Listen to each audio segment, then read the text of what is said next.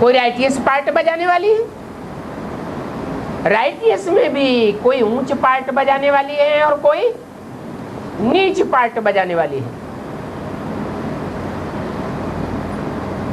नीच का मतलब दुनिया के मुकाबले नीच नहीं, उनका आपस में तालमेल किया जाए तो बात निकलती है कि वो ऊंचे हैं और वो उनके मुकाबले निष्कृष्ट हैं। इसलिए विष्णु को 4 भुजाएं दिखाते हैं। 4 भुजाओं में कोई राइटियस है, कोई लेफ्टिस्ट है।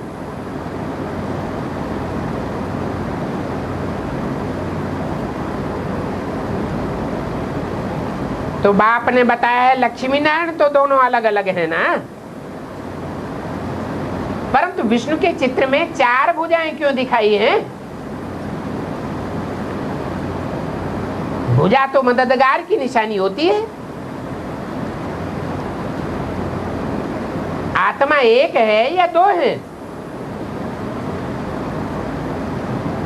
एक आत्मा से एक भुजा रूपी यादगार की यादगार दिखाई जाएगी ना। भुजा माने मददगार, तो जरूर 4 आत्माएं हैं। 2 है संगम युगी और 2 हैं सतयुगी। फिर भुजाएं अपने आप चलती हैं क्या है? अरे रावण के भी 5 विकार हैं। पुरुष मुख की यादगार और 5 तत्व हैं स्त्री चोले की यादगार। तो उनको चलाने वाला कोई तो होगा। कौन है? रावण के सर पर गधे का चित्र दिखाते हैं जो देववाहन का सूचक है। वो देववाहन है 10 सर को चलाने वाला। ऐसे ही विष्णु का जो चित्र है उसमें लेफ्टिस्ट और राइटिस्ट चारों ही भुजाएं रूपी आत्माएं, उनको चलाने वाला कौन है? कोई होगा या नहीं होगा? है? कौन है? चारों भुजाओं को चलाने वाला है वो मुकर्रर रथधारी आत्मा जो मनुष्य सृष्टि का बाप कही जाती है।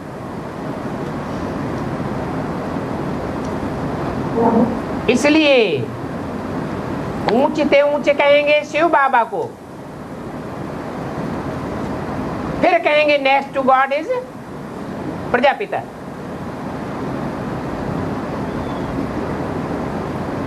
बाकी सृष्टि में 4 भुजा वाला कोई मनुष्य नहीं होता है। सूक्ष्म वतन में विष्णु को 4 भुजाएं दी हैं,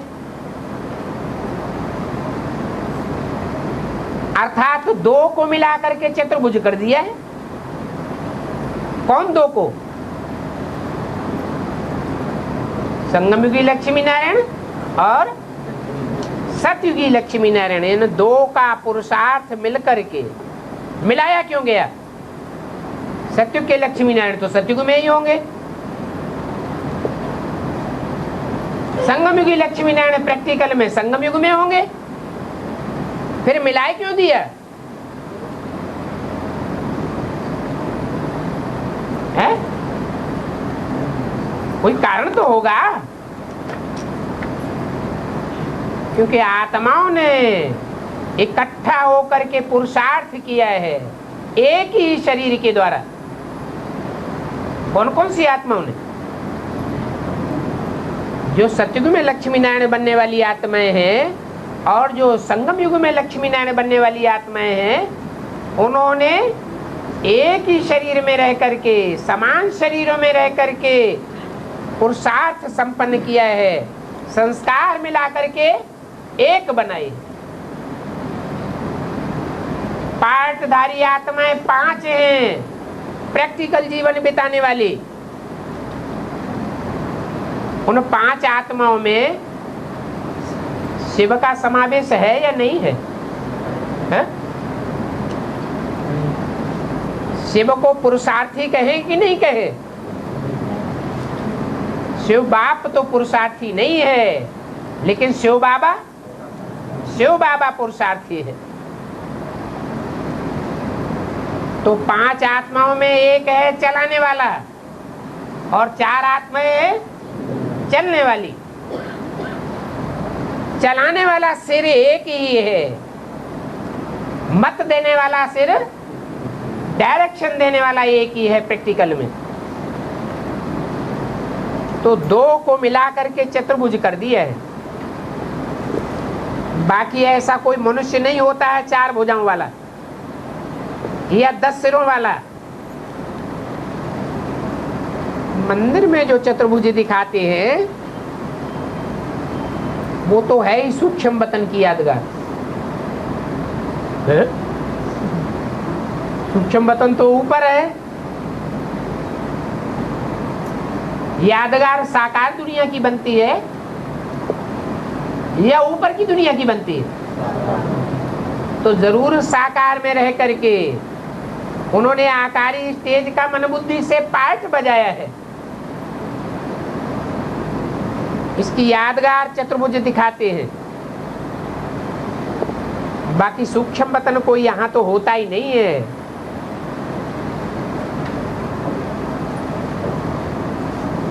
ये तो इस साकार दुनिया से परे की स्टेज में रह करके संकल्प विकल्प करने की बात है।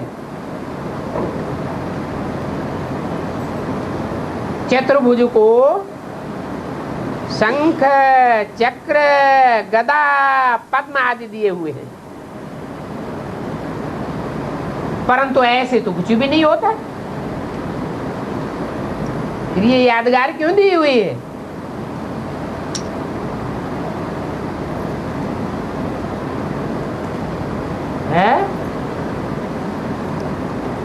पहला नाम कौन से आयुध का आता है? शंख का नाम पहले आता है। जैसे लक्ष्मी नारायण में लक्ष्मी का नाम पहले, सीताराम में सीता का नाम पहले, राधा कृष्ण में राधा का नाम पहले। तो पहले नाम क्यों रख दिया?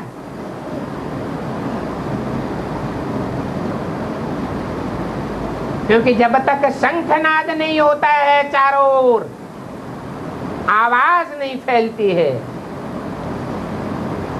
और उसके लिए निमित्त आत्मा कौन है? शंखनाद करने वाली वैष्णवी शक्ति।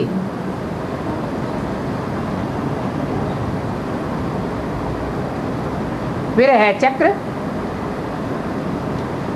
ये दोनों ऊपर की भुजाएं हैं या नीचे की भुजाएं हैं? ऊंची स्टेज वाली भुजाएं हैं।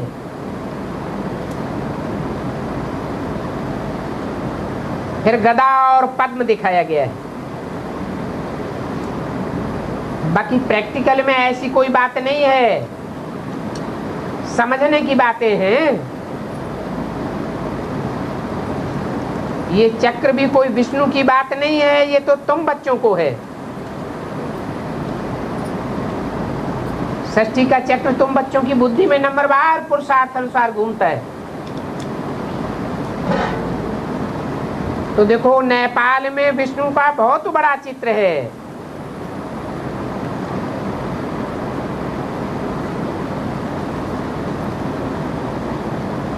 नेपाल में ही यादगार क्यों है? क्योंकि नेपाल ही दुनिया का ऐसा देश है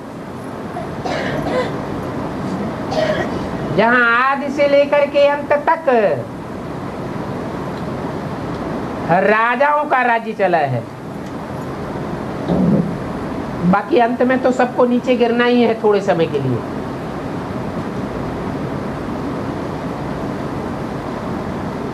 क्षीर सागर में कृष्ण विष्णु को दिखाते हैं, जरूर आपस में खीर खंड होकर के रहे होंगे, मन बुद्धि की बात है।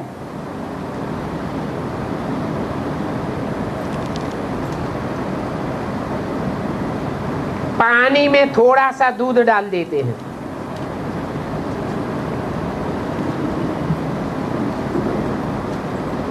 जैसे शिव के ऊपर लोटी चढ़ाते हैं तो पूरे ही दूध की लोटी चढ़ाते हैं। ये लोटी पानी से भरी हुई होती है, उसमें थोड़ा सा दूध डालते हैं, थोड़ा सा दूध डालते हैं। तो क्षीर सागर में थोड़ा होता है दूध और बाकी डालते हैं सारा पानी। पूजा के दिनों में ऐसा होता है, सदैव नहीं होता है। भक्ति मार्ग में क्या होता है? पूजा, और ज्ञान मार्ग में याद। संगम युग की बातों को भक्ति मार्ग में टैली किया है स्थूल रूप में। तो बाप कहते हैं वास्तव में चतुर्भुज की पूजा कैसे होगी? चार भुजा वालों की पूजा कैसे होगी? पूजा की तो बात ही नहीं। संगम युग में काहे की बात है? याद की बात है। चार आत्माएं विशेष हैं और उन चारों में समन्वयात्मक बुद्धि का चलाने वाला एक है। एक है शिव बाबा और बाकी है नंबरवार चार भुजाएं। तो चार की पूजा कैसे होगी?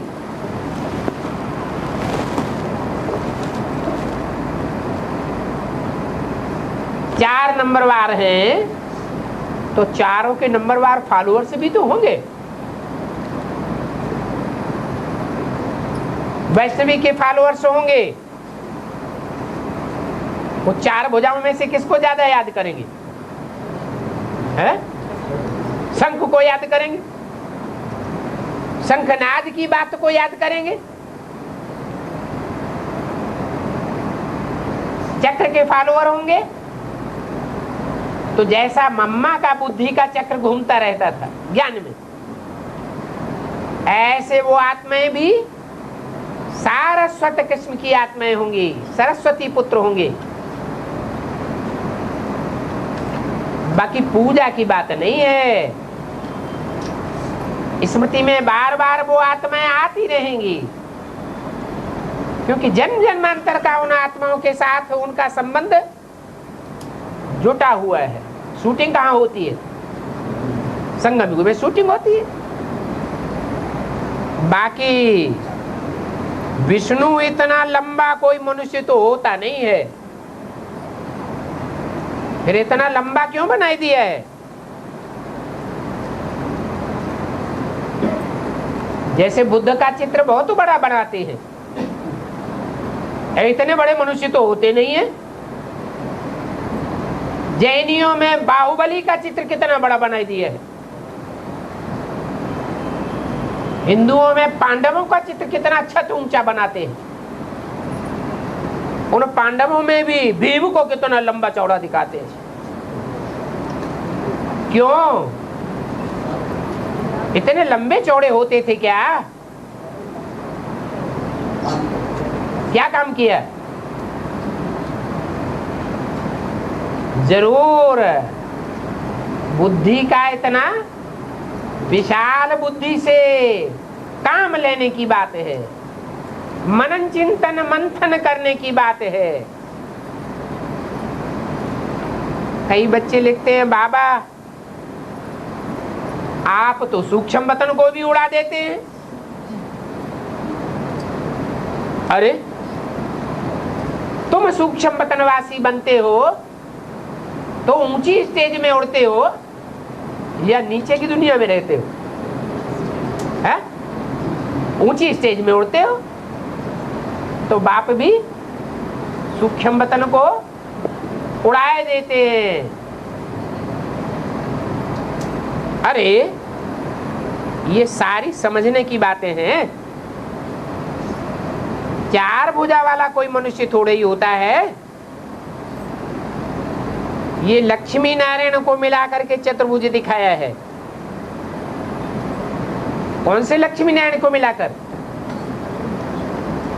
सतयुग में जो लक्ष्मी नारायण बनते हैं जो आत्माएं, और संगम युग में जो लक्ष्मी नारायण नर नारायण बनते हैं, उन आत्माओं के स्वभाव संस्कार को मिला करके संगम युगी पुरुषार्थी जीवन की यादगार दिखाई है। वास्तव में वो मिलते भी नहीं है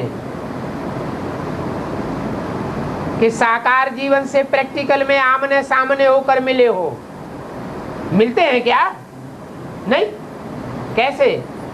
फिर इकट्ठा क्यों दिखाई दिया? कारण कुछ तो होगा है?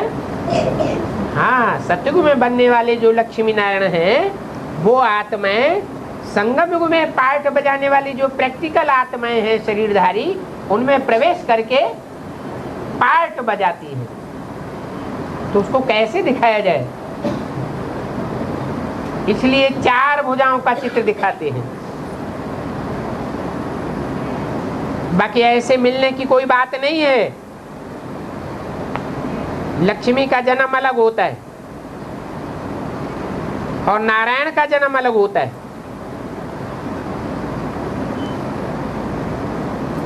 अगर विष्णु कोई चार भुजा वाला एक आदमी हो तो इकट्ठा जन्म होगा या अलग अलग होगा? ऐसी तो कोई बात नहीं। जन्म माने प्रत्यक्षता रूपी जन्म। जैसे बच्चा पहले गर्भ में गुप्त होता है, फिर जब बाहर आता है तो संसार में प्रत्यक्ष हो जाता है, उसको कहते हैं जन्म हुआ। ऐसे ही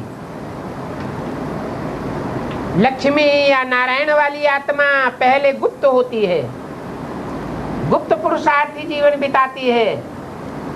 दुनिया वाले या ब्राह्मण परिवार वाले नंबरवार पुरुषार्थ अनुसार जानते हैं, सब एक जैसा नहीं जान सकते। फिर जब प्रत्यक्षता होती है तो